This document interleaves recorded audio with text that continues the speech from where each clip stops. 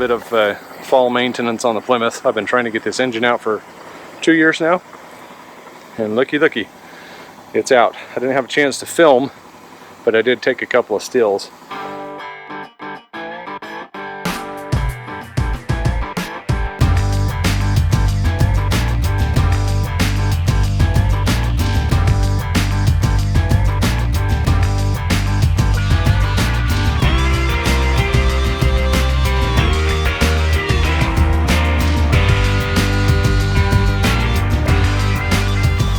We'll get the engine out, and we've run into that issue with the transmission not wanting to come free, but I think I've solved that problem. So let me show you before we take it out. Alright, if you look up there on the transmission splines, you'll see a spot there where it's a little bit lighter.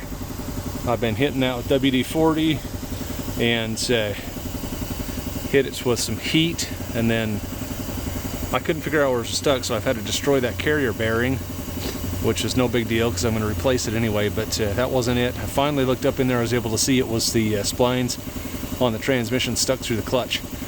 So I got in there and reached the air hammer up in there and shocked it, and then it broke free. So here we go.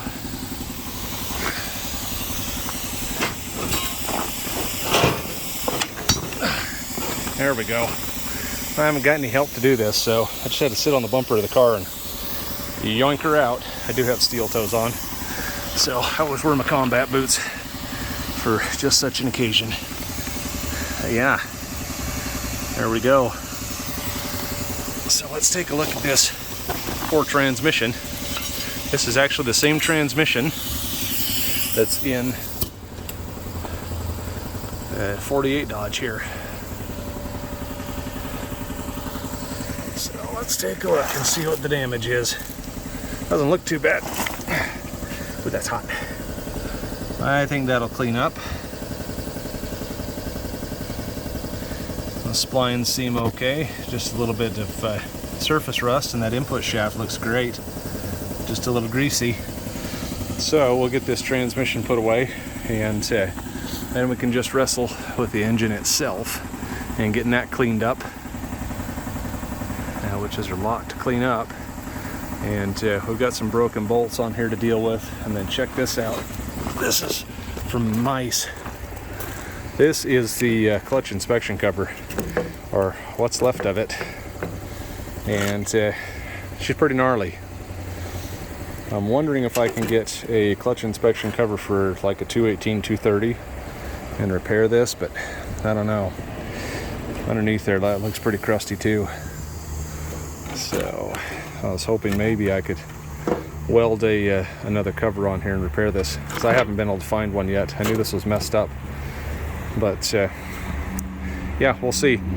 So next thing is cleaning and getting this engine in the shop so we can really start tear down. We're not doing a full rebuild on this. We're doing a recondition. I may replace the lifters and cam. We will see.